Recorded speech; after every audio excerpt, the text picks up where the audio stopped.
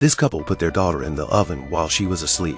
Looking at his wife's determined eyes, the husband immediately closed the oven door. The loud slamming of the door woke Maria up. Maria panicked and kicked the oven door open. She fled like a madman. Maria's father quickly got up and stomped his daughter to the ground and angrily grabbed his daughter by the hair. Maria's mother tears the tape and seals Maria's mouth firmly. Maria was shoved into the oven again despite Maria's resistance. Hearing Maria's mouth cry out for her mom and dad, the couple pressed the oven door harder and more firmly. Poor Maria ripped off the tape. Weakly, he tapped on the glass, hoping his parents would let him out. He promised his parents that he would be obedient in the future. In the face of Maria's pleas for mercy, the couple didn't care. They hurriedly took out the tape and wrapped the oven tighter and tighter. Looking at Maria, who was crying in pain, the couple's eyes became more determined, and they pressed the switch harder. The flames blazed up. Apparently that wasn't enough.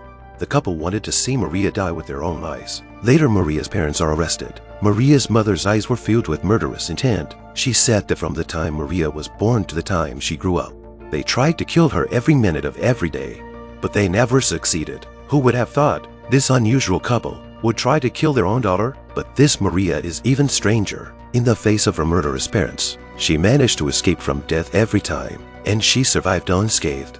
The police department took it very seriously. They called in a nationally renowned psychologist. Here's Miranda. When Miranda investigated, she found that there must be something wrong with Maria. When Maria's parents left, she dared to cry quietly. Miranda was worried that something might happen to Maria. She secretly wrote down the contact information and handed it to Maria. As a result, Miranda received a distress call from Maria that night. Poor Maria cowered under the bed, afraid to make any sound, because she knew her parents were trying to kill her again. When Miranda gets the news, she immediately rushes to the girl's rescue and called the police. Just as everyone arrived, the couple shoved Maria into the oven. In the furnace is Maria, begging to be allowed to live. Outside the oven was a murderous mother. Maria's mother fiercely pushed the switch and the blue flames rose. She felt relieved. Maria is about to be roasted alive. The police break in the door. Seeing Maria in the oven, Miranda immediately cut the tape. Maria was finally saved. On the other hand, the couple was still resisting the police.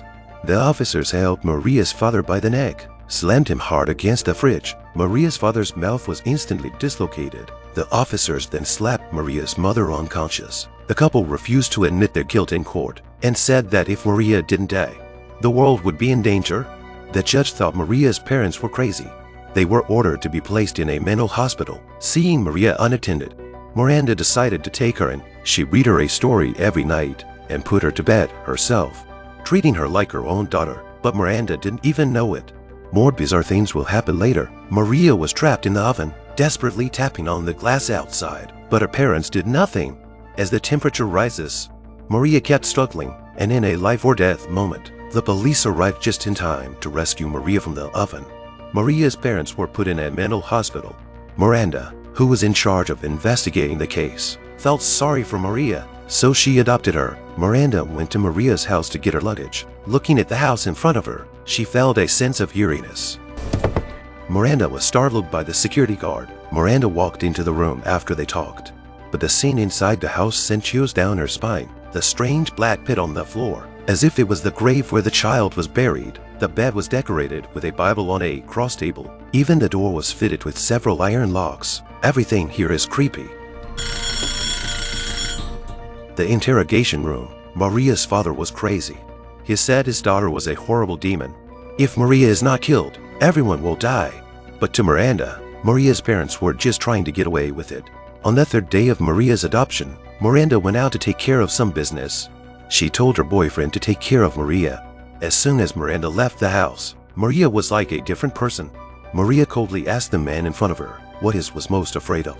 Andrew's answer was hornets. Maria shook her head in disdain. Hearing Maria's words, Andrew felt something was wrong with her, but Maria turned around and left. Late at night, Andrew picks up a phone call. There was no one talking except for the noise. Before Andrew could put the phone down, there was a stinging pain in his ear. Then he took out a cotton swab and pulled out his ear. A giant hornet appeared. Looking at the hornet, which was bigger than his own finger, the man hurriedly threw the wasp down the toilet and flushed it away. But when he wiped his face, two more crawled out of Andrew's ear. Andrew became more and more afraid. He stomped the wasps to death. Looking at the dead wasps on the ground, Andrew just breathed a sigh of relief. But when Andrew turned around, his back was covered with hornets. Andrew slowly took off his shirt, with a swarm of bees, all thrown into the bathroom. At that moment, Andrew's nose and eyes, there were hornets coming out of all parts of his body. The hornets filled the bathroom. Andrew panicked and lost control as they surrounded him. In his panic, he smashed the glass around him. Andrew died instantly when his head hit the toilet bowl hard. And to the casual observer, there was no wasp in the room except for the dead Andrew. Miranda was devastated to learn of Andrew's death before Miranda could put the phone down. She thought of Maria's father's words that reminded her, "Don't believe anything Maria says." Maria was a demon.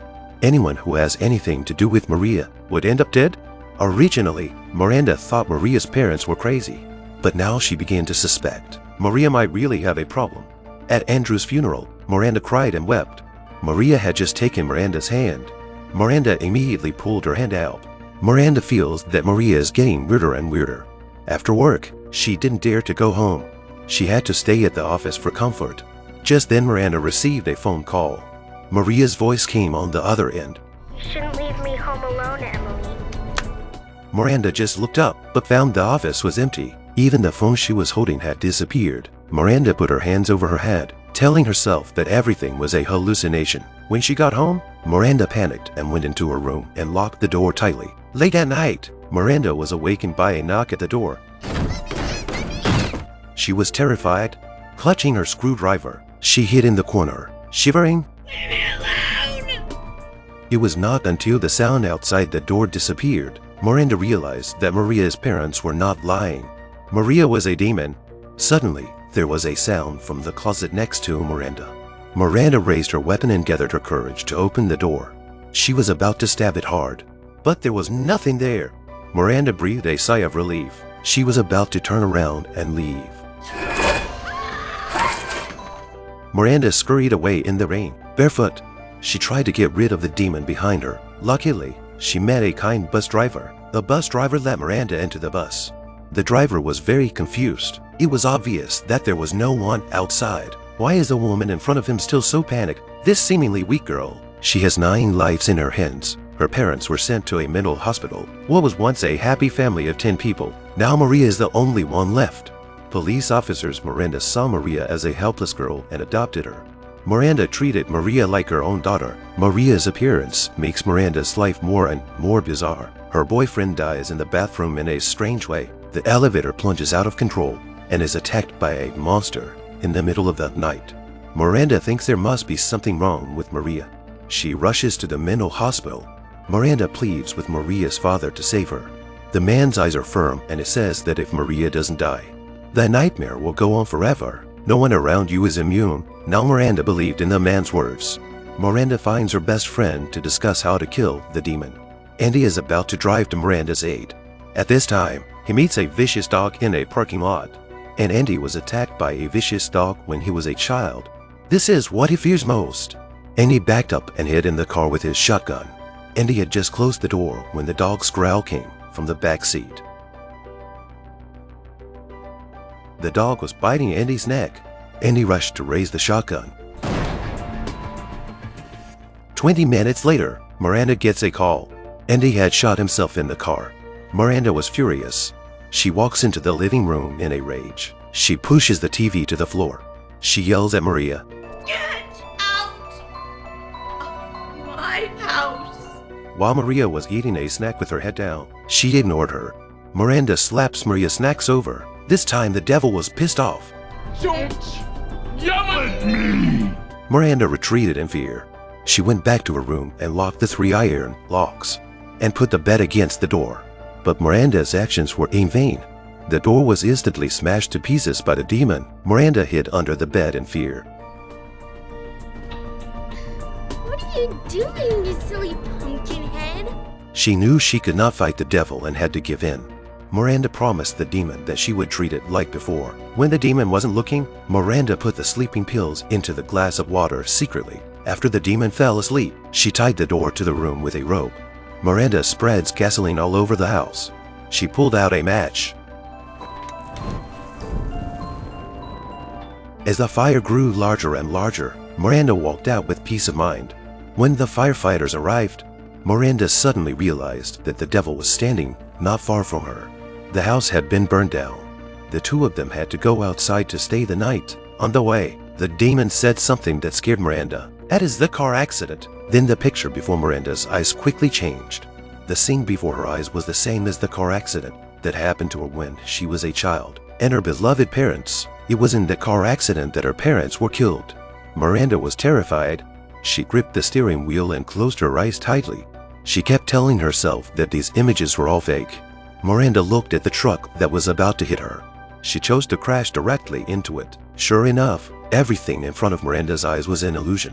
The truck had disappeared. Miranda finally understood. The demon in front of her only kills with illusions. Are you scared?